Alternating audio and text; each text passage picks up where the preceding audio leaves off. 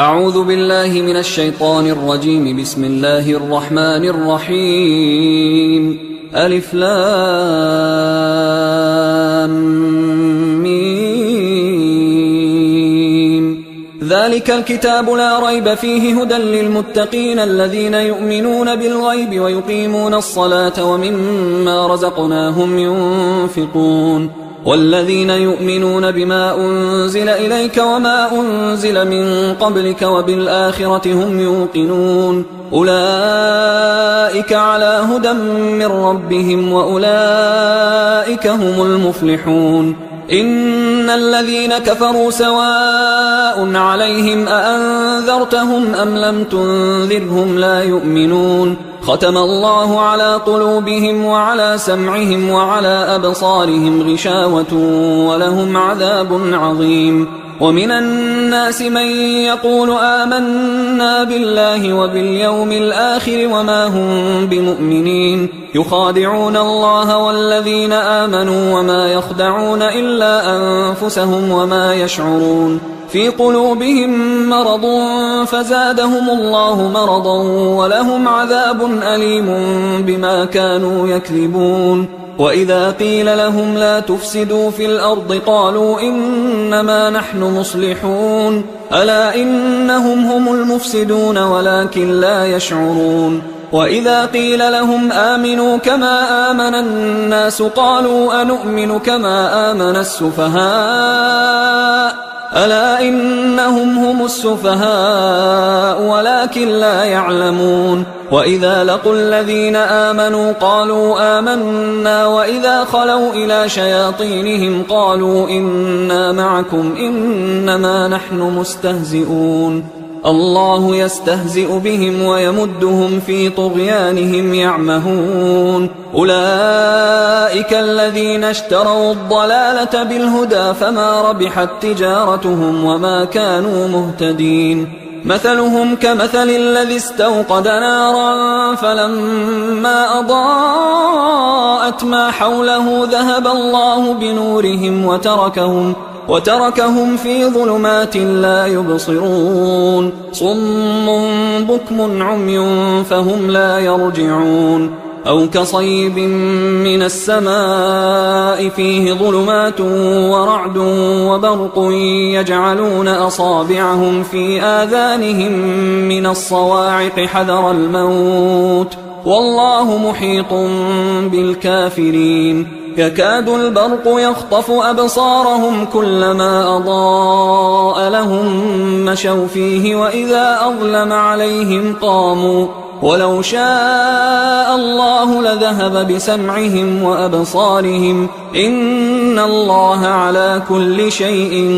قدير. يا أيها الناس اعبدوا ربكم الذي خلقكم والذين من قبلكم لعلكم تتقون. الذي جعل لكم الأرض فراشا والسماء بناء وأنزل من السماء ماء فأخرج به من الثمرات رزقا لكم فلا تجعلوا لله أندادا وأنتم تعلمون. وإن كنتم في ريب مما نزلنا على عبدنا فأتوا بسورة من مثله وادعوا شهداءكم من دون الله إن كنتم صادقين. فإن لم تفعلوا ولن تفعلوا فاتقوا النار التي وقودها الناس والحجارة أعدت للكافرين. وبشر الذين آمنوا وعملوا الصالحات أن لهم جنات تجري من تحتها الأنهار كلما رزقوا منها من ثمرة رزقا قالوا هذا الذي رزقنا من قبل وأتوا به متشابها ولهم فيها أزواج مطهرة وهم فيها خالدون. إن الله لا يستحيي أن يضرب مثلا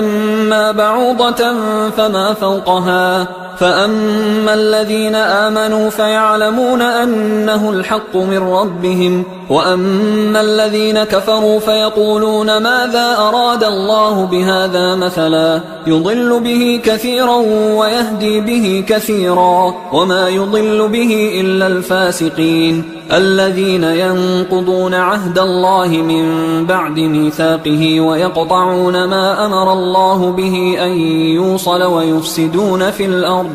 أولئك هم الخاسرون. كيف تكفرون بالله وكنتم أمواتا فأحياكم ثم يميتكم ثم يحييكم ثم إليه ترجعون. هو الذي خلق لكم ما في الأرض جميعا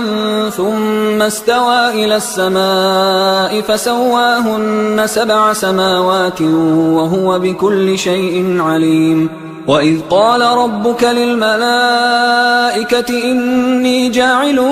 في الأرض خليفة قالوا أتجعل فيها من يفسد فيها ويسفك الدماء ونحن نسبح بحمدك ونقدس لك قال إني أعلم ما لا تعلمون. وعلم آدم الأسماء كلها ثم عرضهم على الملائكة فقال أنبئوني بأسماء هؤلاء إن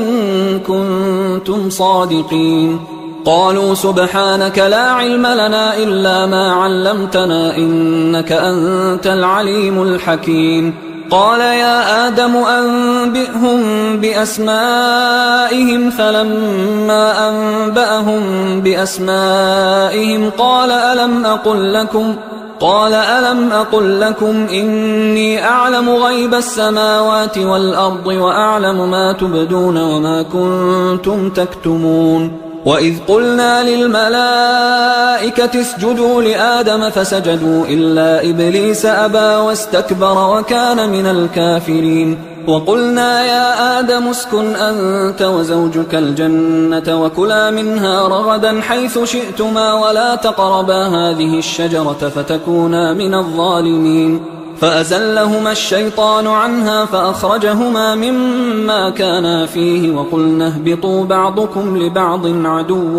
ولكم في الأرض مستقر ومتاع إلى حين. فتلقى آدم من ربه كلمات فتاب عليه إنه هو التواب الرحيم. قلنا اهبطوا منها جميعا فإما يأتينكم مني هدى فمن تبع هداي فلا خوف عليهم ولا هم يحزنون. والذين كفروا وكذبوا بآياتنا أولئك أصحاب النار هم فيها خالدون. يا بني إسرائيل اذكروا نعمتي التي أنعمت عليكم وأوفوا بعهدي أوف بعهدكم وإياي فارهبون. وآمنوا بما أنزلت مصدقا لما معكم ولا تكونوا أول كافر به ولا تشتروا بآياتي ثمنا قليلا وإياي فاتقون. ولا تلبسوا الحق بالباطل وتكتموا الحق وأنتم تعلمون. وأقيموا الصلاة وآتوا الزكاة واركعوا مع الراكعين. أتأمرون الناس بالبر وتنسون أنفسكم وأنتم تتلون الكتاب أفلا تعقلون. واستعينوا بالصبر والصلاة وإنها لكبيرة إلا على الخاشعين الذين يظنون أنهم ملاقو ربهم وأنهم إليه راجعون. يا بني إسرائيل اذكروا نعمتي التي أنعمت عليكم وأني فضلتكم على العالمين. واتقوا يوما لا تجزي نفس عن نفس شيئا ولا يقبل منها شفاعة ولا يؤخذ منها عدل ولا هم ينصرون. وإذ نجيناكم من آل فرعون يسومونكم سوء العذاب يذبحون أبناءكم ويستحيون نساءكم وفي ذلكم بلاء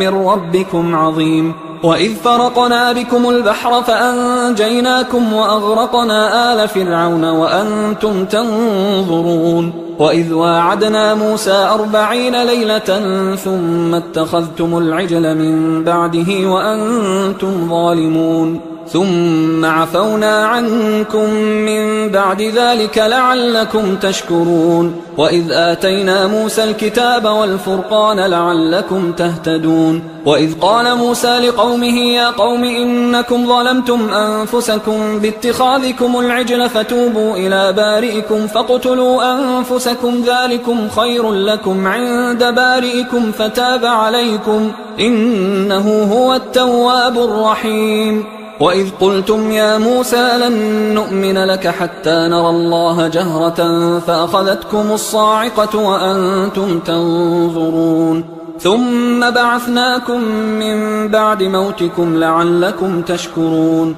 وظللنا عليكم الغمام وأنزلنا عليكم المن والسلوى كلوا من طيبات ما رزقناكم وما ظلمونا ولكن كانوا أنفسهم يظلمون وإذ قلنا ادخلوا هذه القرية فكلوا منها حيث شئتم رغدا وادخلوا الباب سجدا وقولوا حطة نغفر لكم خطاياكم وسنزيد المحسنين فبدل الذين ظلموا قولا غير الذي قيل لهم فأنزلنا على الذين ظلموا رجزا من السماء بما كانوا يفسقون وإذ استسقى موسى لقومه فقلنا اضرب بعصاك الحجر فانفجرت منه 12 عينا قد علم كل أناس مشربهم كلوا واشربوا من رزق الله ولا تعثوا في الأرض مفسدين وإذ قلتم يا موسى لن نصبر على طعام واحد فادع لنا ربك يخرج لنا مما تنبت الأرض من بقلها وقثائها وفومها وعدسها وبصلها قال أتستبدلون الذي هو أدنى بالذي هو خير اهبطوا مصرا فإن لكم ما سألتم وضربت عليهم الذلة والمسكنة وباءوا بغضب من الله ذلك بأنهم كانوا يكفرون بآيات الله ويقتلون النبيين بغير الحق ذلك بما عصوا وكانوا يعتدون إن الذين آمنوا والذين هادوا والنصارى والصابئين من آمن بالله واليوم الآخر وعمل صالحا فلهم أجرهم عند ربهم ولا خوف عليهم ولا هم يحزنون وإذ أخذنا ميثاقكم ورفعنا فوقكم الطور خذوا ما آتيناكم بقوة واذكروا ما فيه لعلكم تتقون ثم توليتم من بعد ذلك فلولا فضل الله عليكم ورحمته لكنتم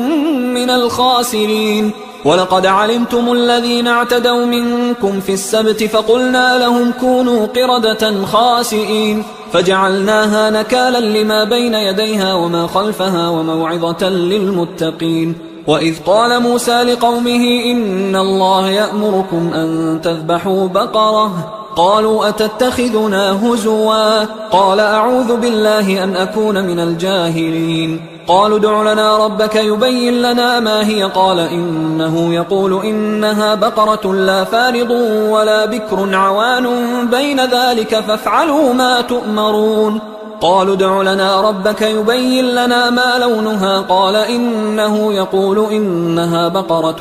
صفراء فاقع لونها تسر الناظرين قالوا ادع لنا ربك يبين لنا ما هي إن البقرة شابه علينا وإنا إن شاء الله لمهتدون قال إنه يقول إنها بقرة لا ذلول تثير الأرض ولا تسقي الحرث مسلمة لا شية فيها قالوا الآن جئت بالحق فذبحوها وما كادوا يفعلون وإذ قتلتم نفسا فادارأتم فيها والله مخرج ما كنتم تكتمون فقلنا اضربوه ببعضها كذلك يحيي الله الموتى ويريكم آياته لعلكم تعقلون ثم قست قلوبكم من بعد ذلك فهي كالحجارة أو أشد قسوة وإن من الحجارة لما يتفجر منه الأنهار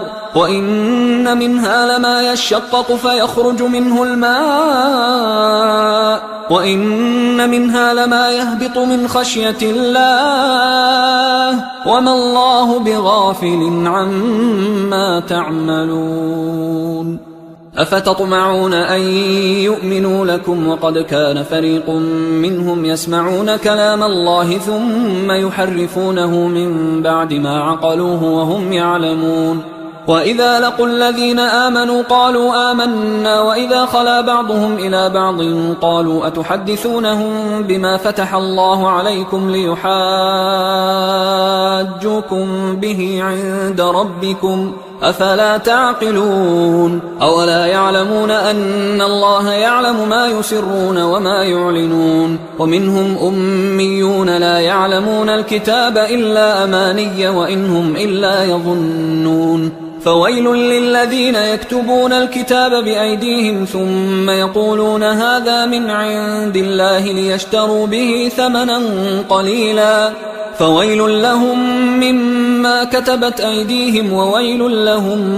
مما يكسبون. وقالوا لن تمسنا النار إلا أياما معدودة قل أتخذتم عند الله عهدا فلن يخلف الله عهده أم تقولون على الله ما لا تعلمون. بلى من كسب سيئة وأحاطت به خطيئته فأولئك أصحاب النار هم فيها خالدون. والذين آمنوا وعملوا الصالحات أولئك أصحاب الجنة هم فيها خالدون. وإذ أخذنا ميثاق بني إسرائيل لا تعبدون إلا الله وبالوالدين إحسانا وذي القربى واليتامى والمساكين وقولوا للناس حسنا وأقيموا الصلاة وآتوا الزكاة ثم توليتم إلا قليلا منكم وأنتم معرضون. وإذ أخذنا ميثاقكم لا تسفكون دماءكم ولا تخرجون أنفسكم من دياركم ثم أقررتم وأنتم تشهدون ثم أنتم هؤلاء تقتلون أنفسكم وتخرجون فريقا منكم من ديارهم تظاهرون عليهم بالإثم والعدوان وإن يأتوكم أسارى تفادوهم وهو محرم عليكم إخراجهم أفتؤمنون ببعض الكتاب وتكفرون ببعض فما جزاء من يفعل ذلك منكم إلا خزي في الحياة الدنيا ويوم القيامة يردون إلى أشد العذاب وما الله بغافل عما تعملون. أولئك الذين اشتروا الحياة الدنيا بالآخرة فلا يخفف عنهم العذاب ولا هم ينصرون. ولقد آتينا موسى الكتاب وقفينا من بعده بالرسل وآتينا عيسى ابن مريم البينات وأيدناه بروح القدس أفكلما جاءكم رسول بما لا تهوى أنفسكم استكبرتم ففريقا كذبتم وفريقا تقتلون. وقالوا قلوبنا غلف بل لعنهم الله بكفرهم فقليلا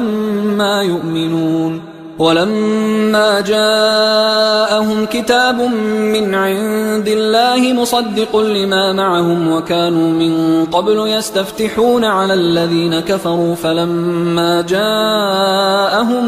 ما عرفوا كفروا به فلعنة الله على الكافرين. بئس ما اشتروا به أنفسهم أن يكفروا بما أنزل الله بغيا أن ينزل الله من فضله على من يشاء من عباده فباءوا بغضب على غضب وللكافرين عذاب مهين. وإذا قيل لهم آمنوا بما أنزل الله قالوا نؤمن بما أنزل علينا ويكفرون بما وراءه وهو الحق مصدقا لما معهم قل فلم تقتلون أنبياء الله من قبل إن كنتم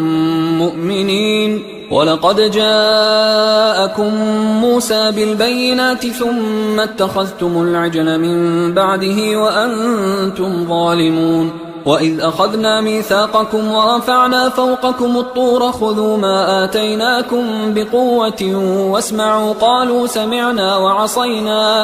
قالوا سمعنا وعصينا وأشربوا في قلوبهم العجل بكفرهم قل بئس ما يأمركم به إيمانكم إن كنتم مؤمنين قل إن كانت لكم الدار الآخرة عند الله خالصة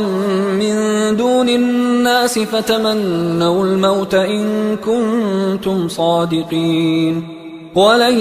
يتمنوه أبدا بما قدمت أيديهم والله عليم بالظالمين ولتجدنهم أحرص الناس على حياة ومن الذين أشركوا يود أحدهم لو يعمر 1000 سنة وما هو بمزحزحه من العذاب أن يعمر والله بصير بما يعملون قل من كان عدوا لجبريل فإنه نزله على قلبك بإذن الله مصدقا لما بين يديه وهدى وبشرى للمؤمنين من كان عدوا لله وملائكته ورسله وجبريل وميكال فإن الله عدو للكافرين ولقد أنزلنا إليك آيات بينات وما يكفر بها إلا الفاسقون أوكلما عاهدوا عهدا نبذه فريق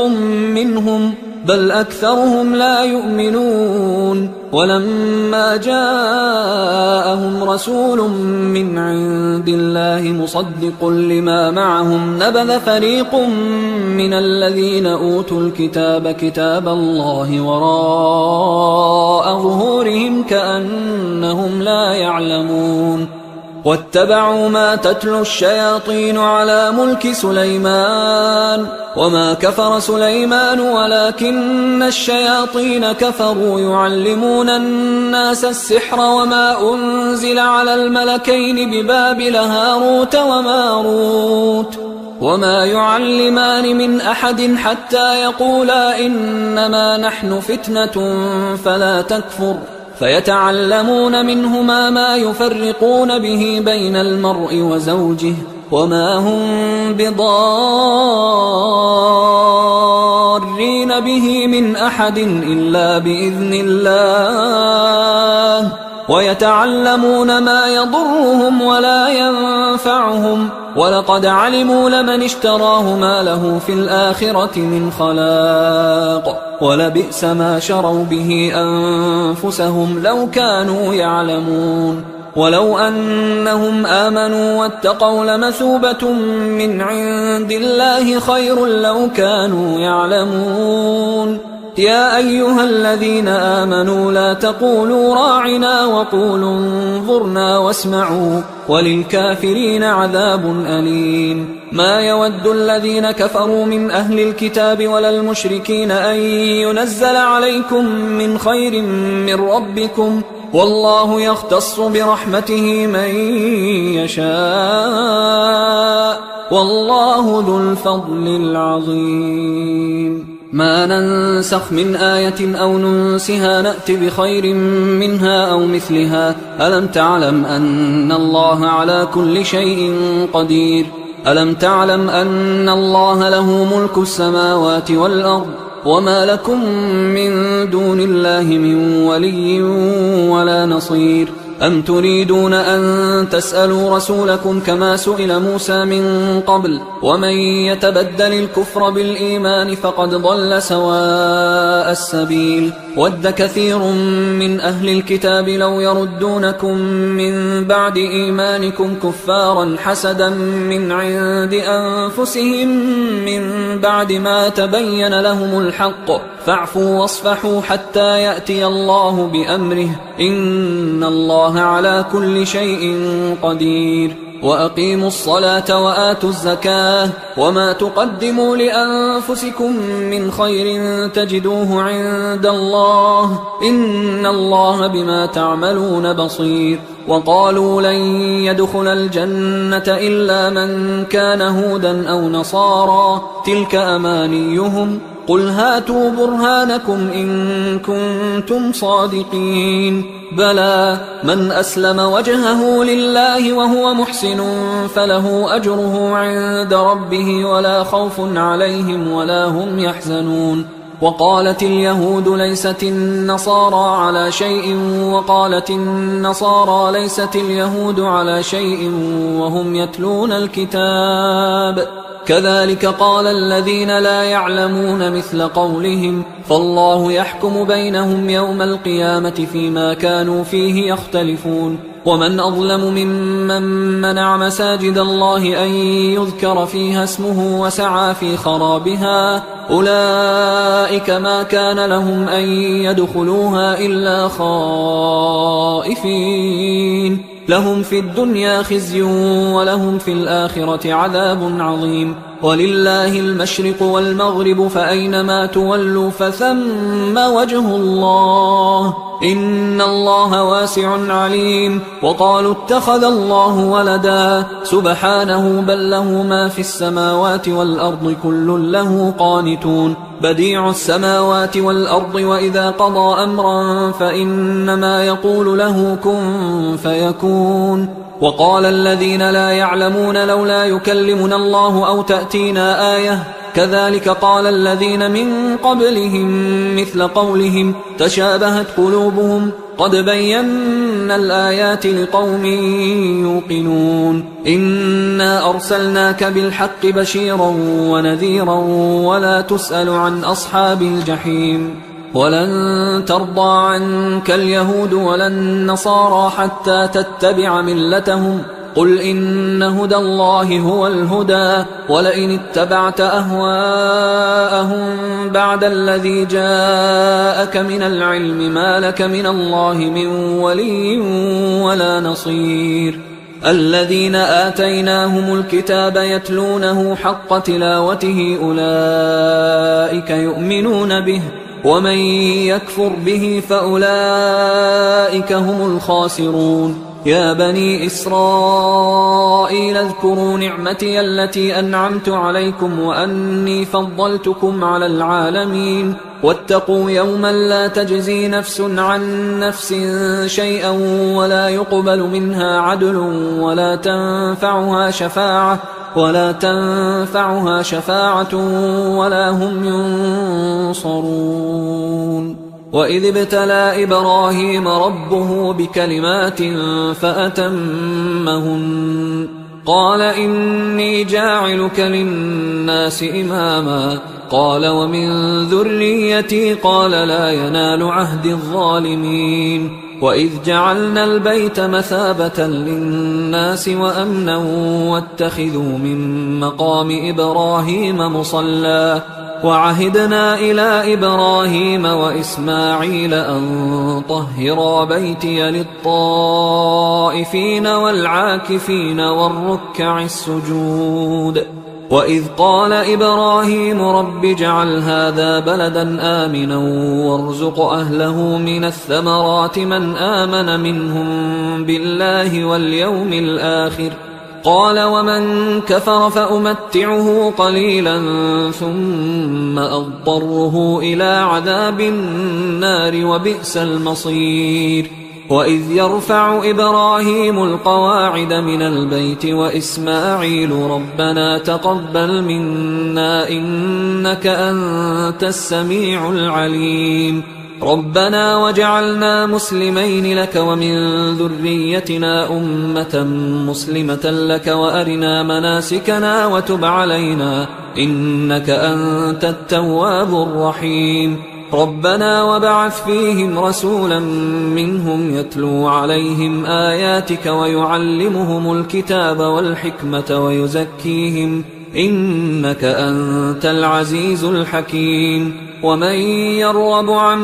ملة إبراهيم إلا من سفه نفسه ولقد اصطفيناه في الدنيا وإنه في الآخرة لمن الصالحين إذ قال له ربه أسلم قال أسلمت لرب العالمين. ووصى بها إبراهيم بنيه ويعقوب يا بني إن الله اصطفى لكم الدين فلا تموتن إلا وأنتم مسلمون. أم كنتم شهداء إذ حضر يعقوب الموت إذ قال لبنيه ما تعبدون من بعدي قالوا نعبد إلهك وإله آبائك إبراهيم وإسماعيل وإسحاق إلها واحدا ونحن له مسلمون. تلك أمة قد خلت لها ما كسبت ولكم ما كسبتم ولا تسألون عما كانوا يعملون. وقالوا كونوا هودا أو نصارى تهتدوا قل بل ملة إبراهيم حنيفا وما كان من المشركين. قولوا آمنا بالله وما أنزل إلينا وما أنزل إلى إبراهيم وإسماعيل وإسحاق ويعقوب والأسباط وما أوتي موسى وعيسى وما أوتي النبيون من ربهم لا نفرق بين أحد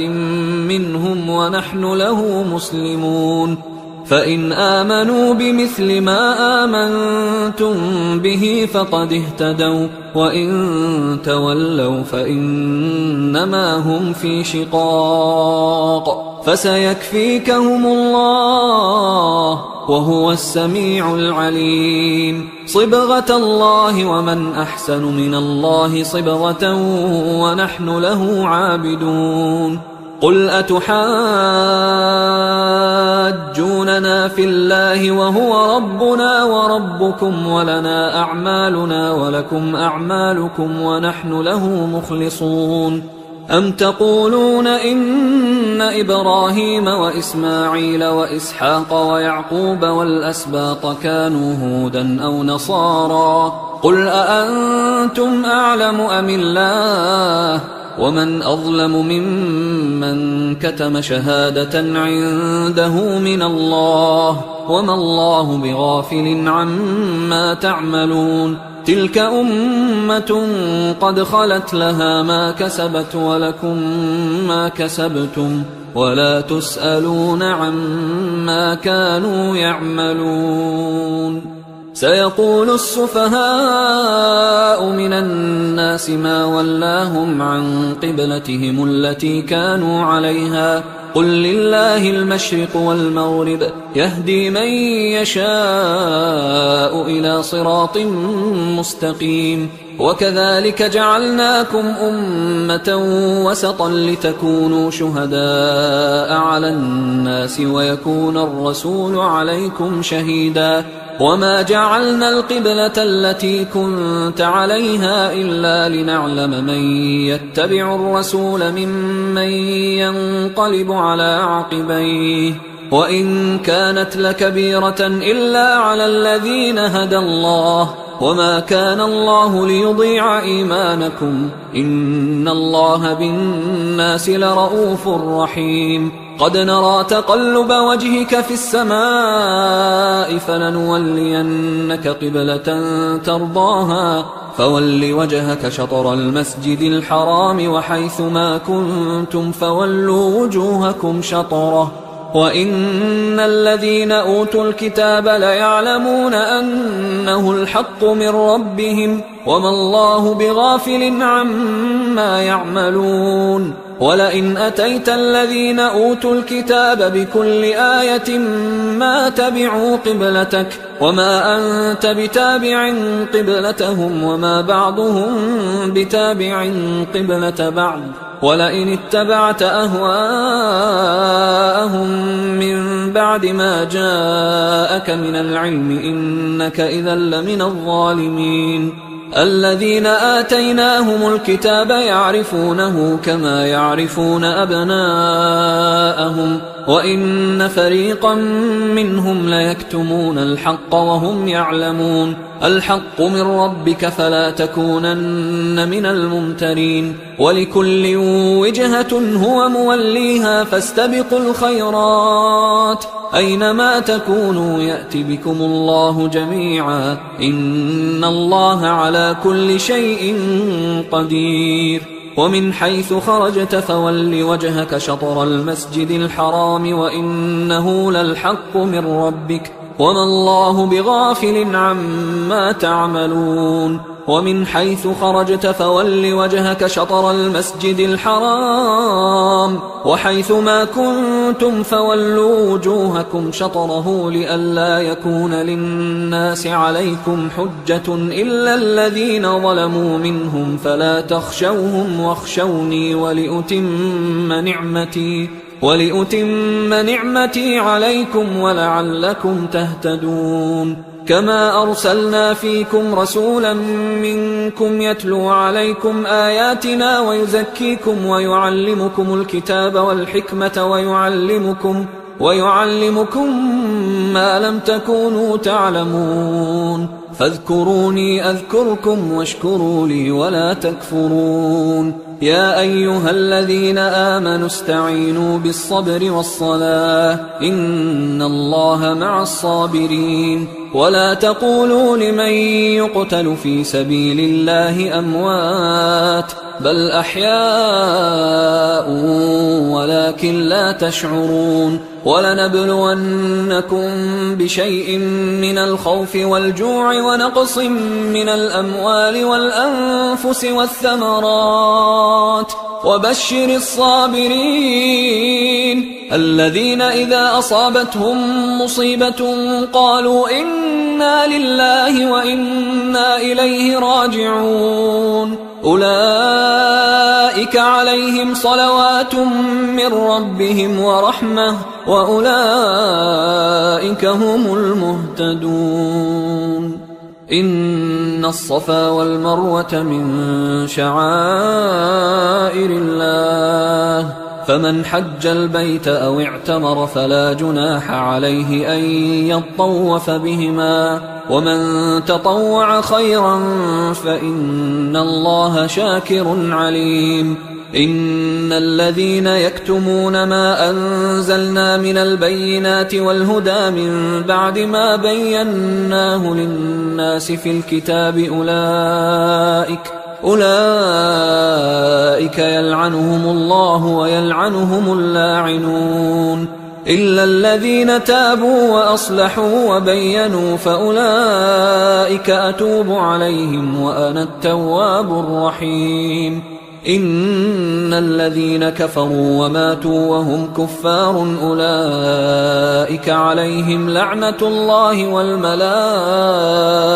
والناس أجمعين خالدين فيها لا يخفف عنهم العذاب ولا هم ينظرون وإلهكم إله واحد لا إله إلا هو الرحمن الرحيم إن في خلق السماوات والأرض واختلاف الليل والنهار والفلك التي تجري في البحر بما ينفع الناس وما أنزل الله من السماء من ماء فأحيا به الأرض بعد موتها وبث فيها من كل دابة وتصريف الرياح والسحاب المسخر بين السماء والأرض لآيات لقوم يعقلون ومن الناس من يتخذ من دون الله أندادا يحبونهم كحب الله والذين آمنوا أشد حبا لله ولو يرى الذين ظلموا إذ يرون العذاب أن القوة لله جميعا وأن الله شديد العذاب إذ تبرأ الذين اتبعوا من الذين اتبعوا ورأوا العذاب وتقطعت بهم الأسباب وقال الذين اتبعوا لو أن لنا كرة فنتبرأ منهم كما تبرأوا منا كذلك يريهم الله أعمالهم حسرات عليهم وما هم بخارجين من النار يا أيها الناس كلوا مما في الأرض حلالا طيبا ولا تتبعوا خطوات الشيطان إنه لكم عدو مبين إنما يأمركم بالسوء والفحشاء وأن تقولوا على الله ما لا تعلمون وإذا قيل لهم اتبعوا ما أنزل الله قالوا بل نتبع ما ألفينا عليه آباءنا أولو كان آباؤهم لا يعقلون شيئا ولا يهتدون ومثل الذين كفروا كمثل الذي ينعق بما لا يسمع إلا دعاء ونداء صم بكم عمي فهم لا يعقلون يا أيها الذين آمنوا كلوا من طيبات ما رزقناكم واشكروا لله إن كنتم إياه تعبدون إنما حرم عليكم الميتة والدم ولحم الخنزير وما أهل به لغير الله فمن اضطر غير باغ ولا عاد فلا إثم عليه إن الله غفور رحيم إن الذين يكتمون ما أنزل الله من الكتاب ويشترون به ثمنا قليلا أولئك ما يأكلون في بطونهم إلا النار ولا يكلمهم الله يوم القيامة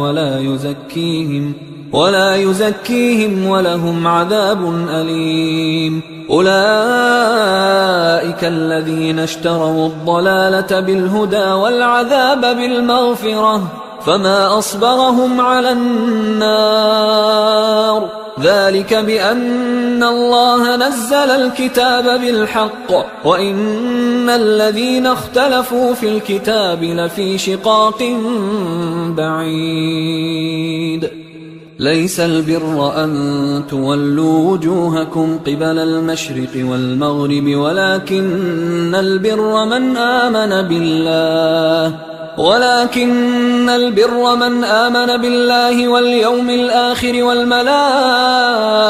والكتاب والنبيين وآتى المال على حبه ذوي القربى واليتامى والمساكين وابن السبيل والسائلين وفي الرقاب وأقام الصلاة وآتى الزكاة والموفون بعهدهم إذا عاهدوا والصابرين في البأساء والضراء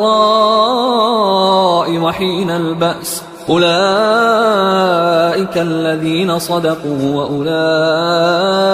هم المتقون يا أيها الذين آمنوا كتب عليكم القصاص في القتلى الحر بالحر والعبد بالعبد والأنثى بالأنثى فمن عفي له من أخيه شيء فاتباع بالمعروف وأداء إليه بإحسان ذلك تخفيف من ربكم ورحمة فمن اعتدى بعد ذلك فله عذاب أليم ولكم في القصاص حياة يا أولي الألباب لعلكم تتقون كتب عليكم إذا حضر أحدكم الموت إن ترك خيرا الوصية للوالدين والأقربين بالمعروف حقا على المتقين فمن بدله بعدما سمعه فإنما إثمه على الذين يبدلونه إن الله سميع عليم فمن خاف من موص جنفا أو إثما فأصلح بينهم فلا إثم عليه إن الله غفور رحيم.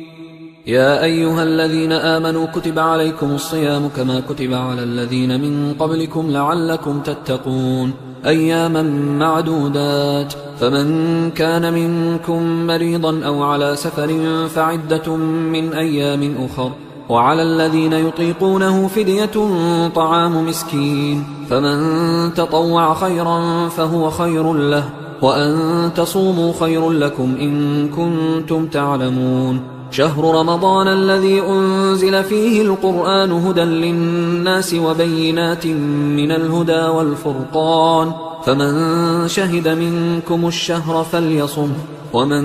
كان مريضا أو على سفر فعدة من أيام أخر، يريد الله بكم اليسر ولا يريد بكم العسر ولتكملوا العدة ولتكبروا الله على ما هداكم ولعلكم تشكرون. وإذا سألك عبادي عني فإني قريب أجيب دعوة الداعي إذا دعان، فليستجيبوا لي وليؤمنوا بي لعلهم يرشدون. أحل لكم ليلة الصيام الرفث إلى نسائكم هن لباس لكم وأنتم لباس لهن، علم الله أنكم كنتم تختانون أنفسكم فتاب عليكم وعفى عنكم، فالآن باشروهن وابتغوا ما كتب الله لكم، وكلوا واشربوا حتى يتبين لكم الخيط الأبيض من الخيط الأسود من الفجر، ثم أتموا الصيام إلى الليل، ولا تباشروهن وأنتم عاكفون في المساجد،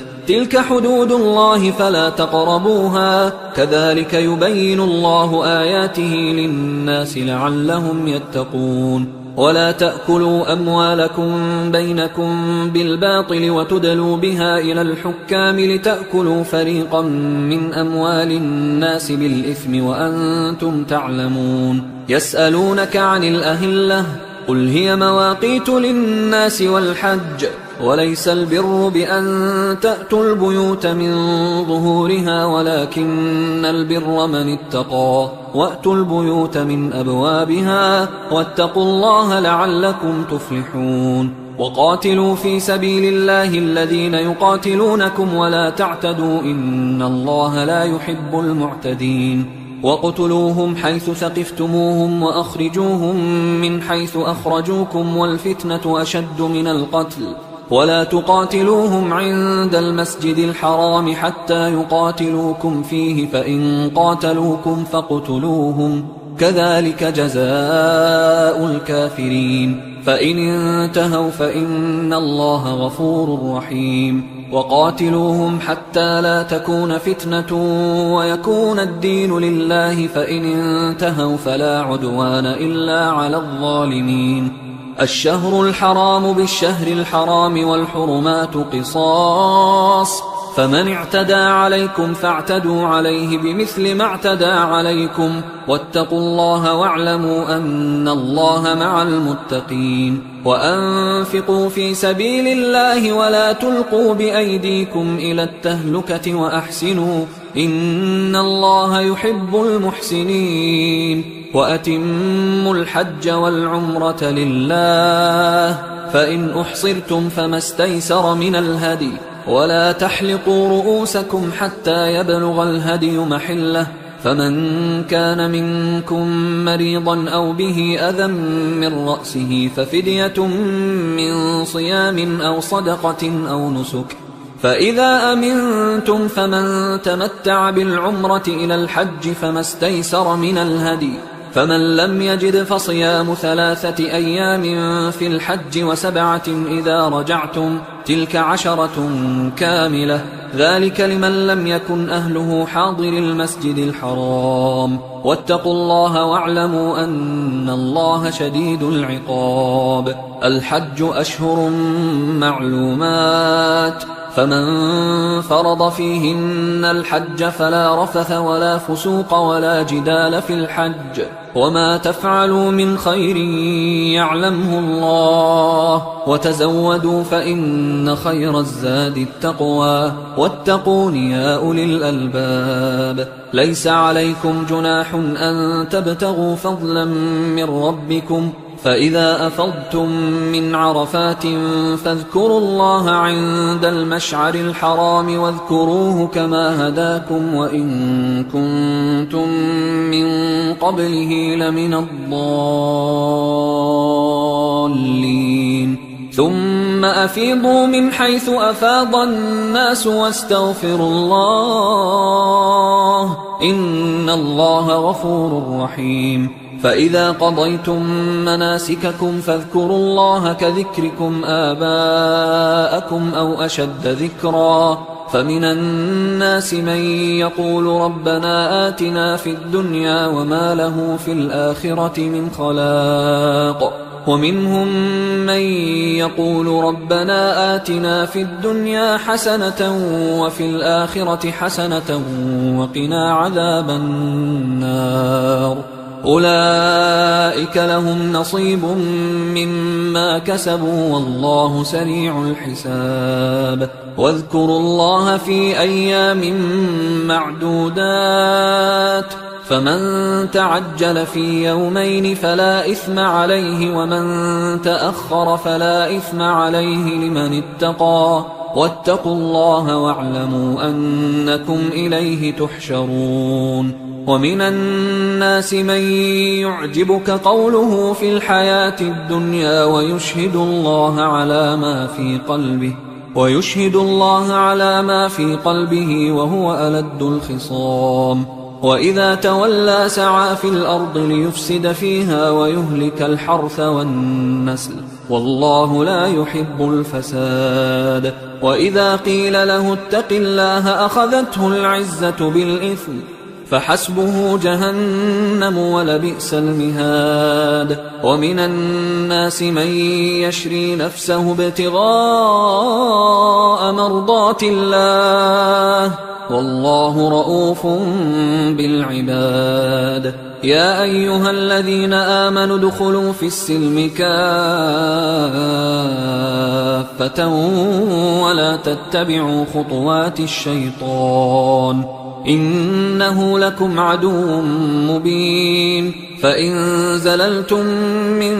بعد ما جاءتكم البينات فاعلموا أن الله عزيز حكيم هل ينظرون إلا أن يأتيهم الله في ظلل من الغمام والملائكة وقضي الأمر وإلى الله ترجع الأمور سل بني إسرائيل كم آتيناهم من آية بينة ومن يبدل نعمة الله من بعد ما جاءته فإن الله شديد العقاب زين للذين كفروا الحياة الدنيا ويسخرون من الذين آمنوا والذين اتقوا فوقهم يوم القيامة والله يرزق من يشاء بغير حساب كان الناس أمة واحدة فبعث الله النبيين مبشرين ومنذرين وأنزل معهم الكتاب بالحق ليحكم بين الناس فيما اختلفوا فيه وما اختلف فيه إلا الذين أوتوه من بعد ما جاءتهم البينات بغيا بينهم فهدى الله الذين آمنوا لما اختلفوا فيه من الحق بإذنه والله يهدي من يشاء إلى صراط مستقيم أم حسبتم أن تدخلوا الجنة ولما يأتكم مثل الذين خلوا من قبلكم مستهم البأساء والضراء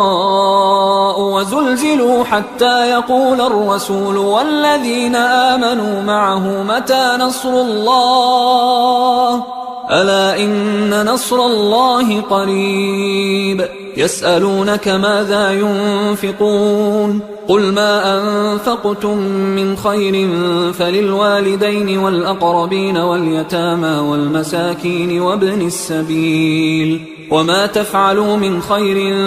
فإن الله به عليم كتب عليكم القتال وهو كره لكم وعسى أن تكرهوا شيئا وهو خير لكم وعسى أن تحبوا شيئا وهو شر لكم والله يعلم وأنتم لا تعلمون يسألونك عن الشهر الحرام قتال فيه قل قتال فيه كبير وصد عن سبيل الله وكفر به والمسجد الحرام وإخراج أهله منه أكبر عند الله والفتنة أكبر من القتل ولا يزالون يقاتلونكم حتى يردوكم عن دينكم إن استطاعوا ومن يرتدد منكم عن دينه فيمت وهو كافر فأولئك حبطت أعمالهم في الدنيا والآخرة وأولئك أصحاب النار هم فيها خالدون إن الذين آمنوا والذين هاجروا وجاهدوا في سبيل الله أولئك يرجون رحمة الله والله غفور رحيم يسألونك عن الخمر والميسر قل فيهما إثم كبير ومنافع للناس وإثمهما أكبر من نفعهما ويسألونك ماذا ينفقون قل العفو كذلك يبين الله لكم الآيات لعلكم تتفكرون في الدنيا والآخرة ويسألونك عن اليتامى قل إصلاح لهم خير وإن تخالطوهم فإخوانكم والله يعلم المفسد من المصلح ولو شاء الله لأعنتكم إن الله عزيز حكيم ولا تنكحوا المشركات حتى يؤمن ولأمة مؤمنة خير من مشركة ولو أعجبتكم ولا تنكحوا المشركين حتى يؤمنوا ولعبد مؤمن خير من مشرك ولو أعجبكم أولئك يدعون إلى النار والله يدعو إلى الجنة والمغفرة بإذنه ويبين آياته للناس لعلهم يتذكرون ويسألونك عن المحيض قل هو أذى فاعتزلوا النساء في المحيض ولا تقربوهن حتى يطهرن فإذا تطهرن فأتوهن من حيث أمركم الله إن الله يحب التوابين ويحب المتطهرين نساؤكم حرث لكم فأتوا حرثكم أنى شئتم وقدموا لأنفسكم واتقوا الله واعلموا أنكم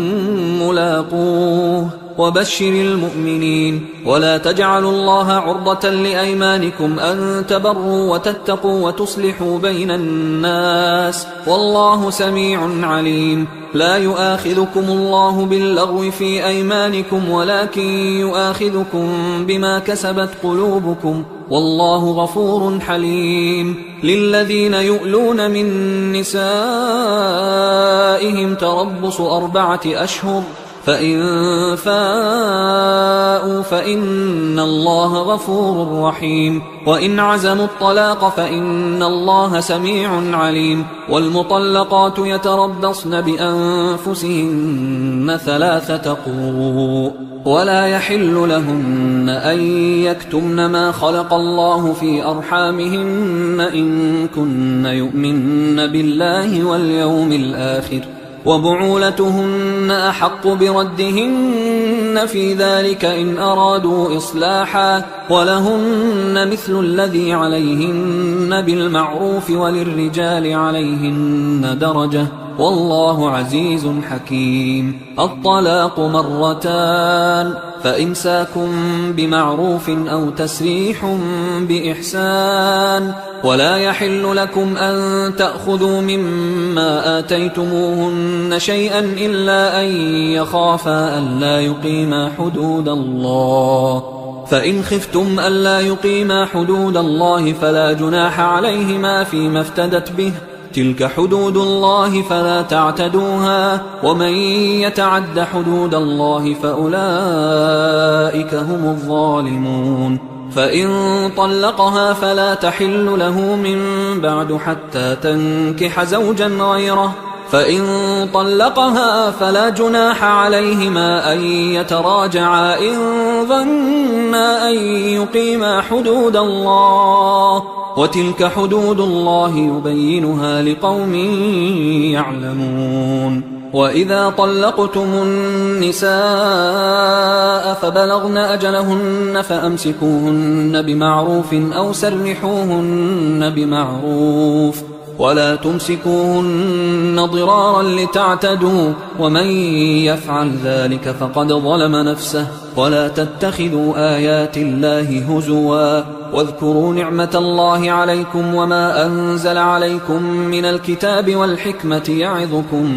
به، واتقوا الله واعلموا أن الله بكل شيء عليم. وإذا طلقتم النساء فبلغن أجلهن فلا تعضلوهن أن ينكحن أزواجهن إذا تراضوا بينهم بالمعروف، ذلك يوعظ به من كان منكم يؤمن بالله واليوم الآخر، ذلكم أزكى لكم وأطهر، والله يعلم وأنتم لا تعلمون.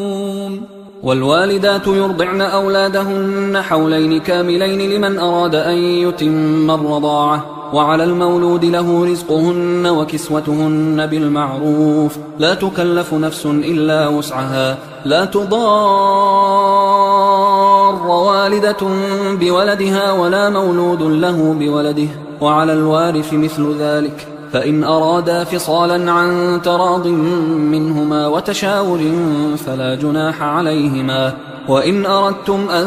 تسترضعوا أولادكم فلا جناح عليكم إذا سلمتم ما آتيتم بالمعروف، واتقوا الله واعلموا أن الله بما تعملون بصير. والذين يتوفون منكم ويذرون أزواجا يتربصن بأنفسهن 4 أشهر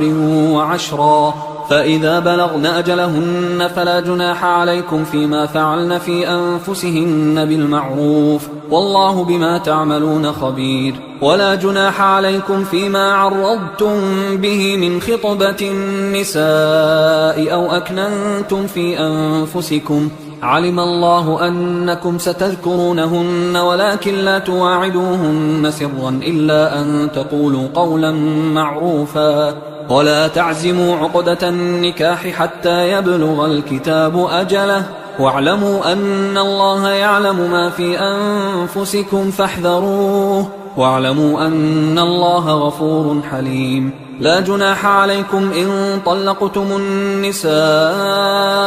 ما لم تمسوهن أو تفرضوا لهن فريضة، ومتعوهن على الموسع قدره وعلى المقتر قدره متاعا بالمعروف حقا على المحسنين. وإن طلقتموهن من قبل أن تمسوهن وقد فرضتم لهن فريضة فنصف ما فرضتم إلا أن يعفون أو يعفو الذي بيده عقدة النكاح، وأن تعفوا أقرب للتقوى، ولا تنسوا الفضل بينكم، إن الله بما تعملون بصير. حافظوا على الصلوات والصلاة الوسطى وقوموا لله قانتين، فإن خفتم فرجالا أو ركبانا، فإذا أمنتم فاذكروا الله كما علمكم ما لم تكونوا تعلمون. والذين يتوفون منكم ويذرون أزواجا وصية لأزواجهم متاعا إلى الحول غير إخراج، فإن خرجن فلا جناح عليكم فيما فعلن في أنفسهن من معروف، والله عزيز حكيم.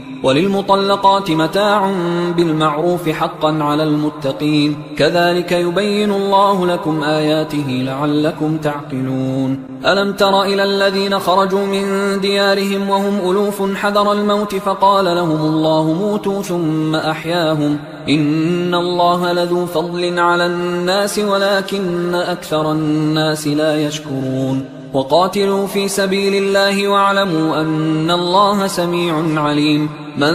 ذا الذي يقرض الله قرضا حسنا فيضاعفه له أضعافا كثيرة، والله يقبض ويبسط وإليه ترجعون. ألم تر إلى الملأ من بني إسرائيل من بعد موسى إذ قالوا لنبي له مبعث لنا ملكا نقاتل في سبيل الله، قال هل عسيتم إن كتب عليكم القتال ألا تقاتلوا؟ قالوا وما لنا ألا نقاتل في سبيل الله وقد أخرجنا من ديارنا وأبنائنا، فلما كتب عليهم القتال تولوا إلا قليلا منهم، والله عليم بالظالمين. وقال لهم نبيهم إن الله قد بعث لكم طالوت ملكا، قالوا أنى يكون له الملك علينا ونحن أحق بالملك منه ولم يؤت سعة من المال، قال إن الله اصطفاه عليكم وزاده بسطة في العلم والجسم، والله يؤتي ملكه من يشاء والله واسع عليم. وقال لهم نبيهم إن آية ملكه أن يأتيكم التابوت فيه سكينة من ربكم وبقية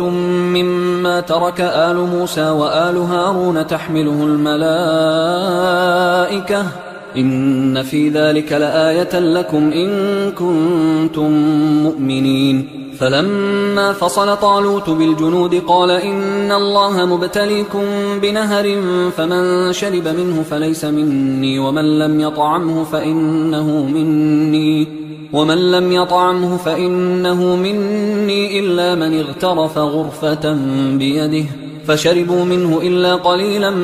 منهم. فلما جاوزه هو والذين آمنوا معه قالوا لا طاقة لنا اليوم بجالوت وجنوده. قال الذين يظنون أنهم ملاقوا الله كم من فئة قليلة غلبت فئة كثيرة بإذن الله والله مع الصابرين. ولما برزوا لجالوت وجنوده قالوا ربنا أفرغ علينا صبرا وثبت أقدامنا وانصرنا على القوم الكافرين، فهزموهم بإذن الله. وقتل داود جالوت وآتاه الله الملك والحكمة وعلمه مما يشاء، ولولا دفع الله الناس بعضهم ببعض لفسدت الأرض ولكن الله ذو فضل على العالمين. تلك آيات الله نتلوها عليك بالحق وإنك لمن المرسلين. تلك الرسل فضلنا بعضهم على بعض،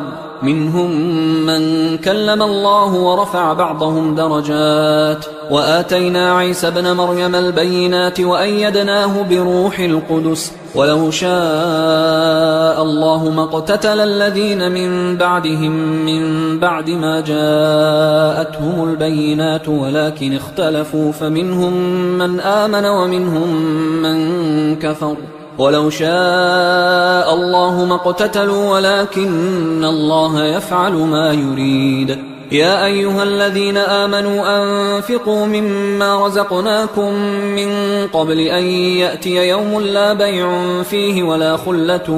ولا شفاعة والكافرون هم الظالمون. الله لا إله إلا هو الحي القيوم لا تأخذه سنة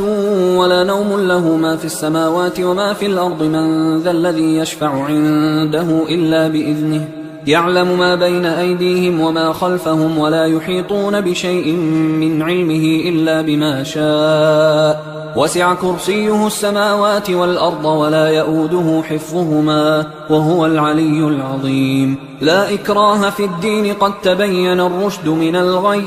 فمن يكفر بالطاغوت ويؤمن بالله فقد استمسك بالعروة الوثقى لا انفصام لها، والله سميع عليم. الله ولي الذين آمنوا يخرجهم من الظلمات إلى النور، والذين كفروا أولياؤهم الطاغوت يخرجونهم من النور إلى الظلمات، أولئك أصحاب النار هم فيها خالدون. ألم تر إلى الذي حاج إبراهيم في ربه أن آتاه الله الملك إذ قال إبراهيم ربي الذي يحيي ويميت قال أنا أحيي وأميت. قال إبراهيم فإن الله يأتي بالشمس من المشرق فأت بها من المغرب فبهت الذي كفر والله لا يهدي القوم الظالمين. أو كالذي مر على قرية وهي خاوية على عروشها قال أنى يحيي هذه الله بعد موتها فأماته الله 100 عام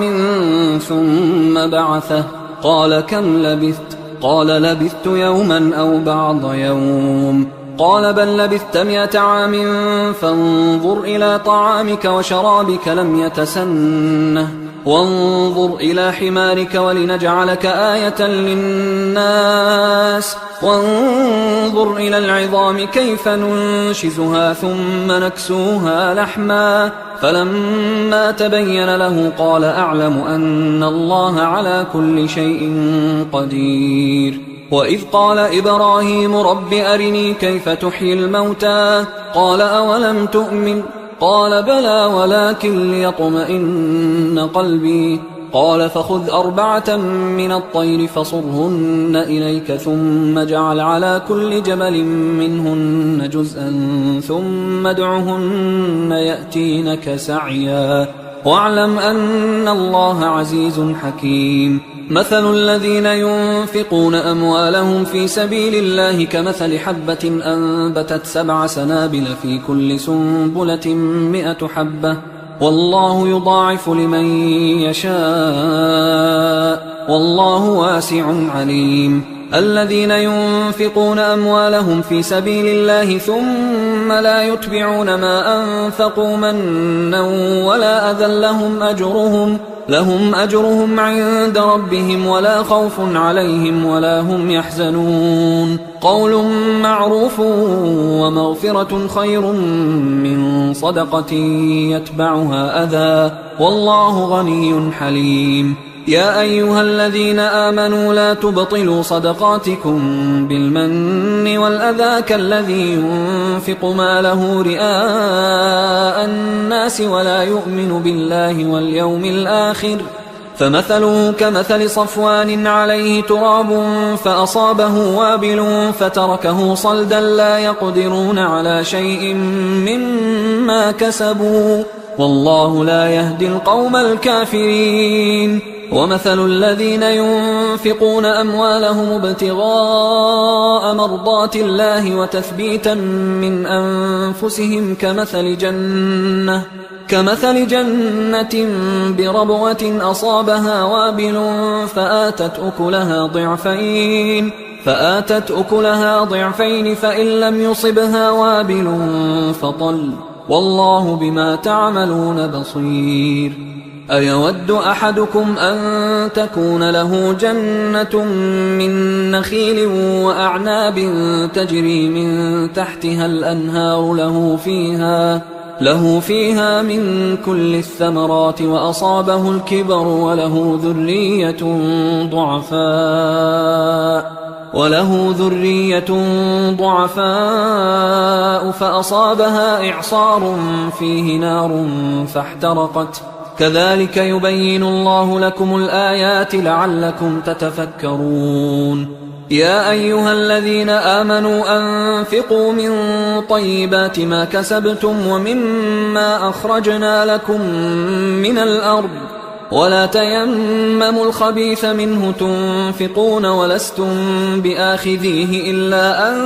تغمضوا فيه واعلموا أن الله غني حميد. الشيطان يعدكم الفقر ويأمركم بالفحشاء والله يعدكم مغفرة منه وفضلا والله واسع عليم يؤتي الحكمة من يشاء ومن يؤت الحكمة فقد أوتي خيرا كثيرا وما يذكر إلا أولو الألباب وما أنفقتم من نفقة أو نذرتم من نذر فإن الله يعلمه وما للظالمين من أنصار إن تبدوا الصدقات فنعما هي وإن تخفوها وتؤتوها الفقراء فهو خير لكم ويكفر عنكم من سيئاتكم والله بما تعملون خبير ليس عليك هداهم ولكن الله يهدي من يشاء وما تنفقوا من خير فلأنفسكم وما تنفقون إلا ابتغاء وجه الله وما تنفقوا من خير يوفى إليكم وأنتم لا تظلمون للفقراء الذين أحصروا في سبيل الله لا يستطيعون ضربا في الأرض يحسبهم الجاهل أغنياء من التعفف تعرفهم بسيماهم لا يسألون الناس إلحافا وما تنفقوا من خير فإن الله به عليم الذين ينفقون أموالهم بالليل والنهار سرا وعلانية فلهم أجرهم عند ربهم ولا خوف عليهم ولا هم يحزنون الذين يأكلون الربا لا يقومون إلا كما يقوم الذي يتخبطه الشيطان من المس ذلك بأنهم قالوا إنما البيع مثل الربا وأحل الله البيع وحرم الربا فمن جاءه موعظة من ربه فانتهى فله ما سلف وأمره إلى الله ومن عاد فأولئك أصحاب النار هم فيها خالدون يمحق الله الربا ويربي الصدقات والله لا يحب كل كفار أثيم إن الذين آمنوا وعملوا الصالحات وأقاموا الصلاة وآتوا الزكاة لهم أجرهم عند ربهم ولا خوف عليهم ولا هم يحزنون يا أيها الذين آمنوا اتقوا الله وذروا ما بقي من الربا إن كنتم مؤمنين فإن لم تفعلوا فأذنوا بحرب من الله ورسوله وإن تبتم فلكم رؤوس أموالكم لا تظلمون ولا تظلمون وإن كان ذو عسرة فنظرة إلى ميسرة وأن تصدقوا خير لكم إن كنتم تعلمون واتقوا يوما ترجعون فيه إلى الله ثم توفى كل نفس ما كسبت وهم لا يظلمون يا أيها الذين آمنوا إذا تداينتم بدين إلى أجل مسمى فاكتبوه وليكتب بينكم كاتب بالعدل ولا يأب كاتب أن يكتب كما علمه الله فليكتب وليملل الذي عليه الحق وليتق الله ربه ولا يبخس منه شيئا فإن كان الذي عليه الحق سفيها أو ضعيفا أو لا يستطيع أن يمله فليملل وليه بالعدل واستشهدوا شهيدين من رجالكم فإن لم يكونا رجلين فرجل وامرأتان ممن ترضون من الشهداء أن تضل إحداهما فتذكر إحداهما الأخرى ولا يأبى الشهداء إذا ما دعوا ولا تسأموا أن تكتبوه صغيرا أو كبيرا إلى أجله ذلكم أقسط عند الله وأقوم للشهادة وأدنى أن لا ترتابوا إلا أن تكون تجارة حاضرة تديرونها بينكم فليس عليكم جناح ألا تكتبوها، وأشهدوا إذا تبايعتم، ولا يضار كاتب ولا شهيد، وإن تفعلوا فإنه فسوق بكم، واتقوا الله ويعلمكم الله، والله بكل شيء عليم. وإن كنتم على سفر ولم تجدوا كاتبا فرهان مقبوضة، فإن أمن بعضكم بعضا فليؤدي الذي اؤتمن أمانته وليتق الله ربه ولا تكتموا الشهادة، ومن يكتمها فإنه آثم قلبه، والله بما تعملون عليم. لله ما في السماوات وما في الأرض، وإن تبدوا ما في أنفسكم أو تخفوه يحاسبكم به الله، فيغفر لمن يشاء ويعذب من يشاء، والله على كل شيء قدير. آمن الرسول بما أنزل إليه من ربه والمؤمنون كل آمن بالله وملائكته وكتبه ورسله لا نفرق بين أحد من رسله، وقالوا سمعنا وأطعنا غفرانك ربنا وإليك المصير. لا يكلف الله نفسا إلا وسعها، لها ما كسبت وعليها ما اكتسبت، ربنا لا تؤاخذنا إن نسينا أو أخطأنا، ربنا ولا تحمل علينا إصرا كما حملته على الذين من قبلنا، ربنا ولا تحملنا ما لا طاقة لنا به، واعف عنا واغفر لنا وارحمنا، أنت مولانا فانصرنا على القوم الكافرين. حصريا على قارئ القرآن.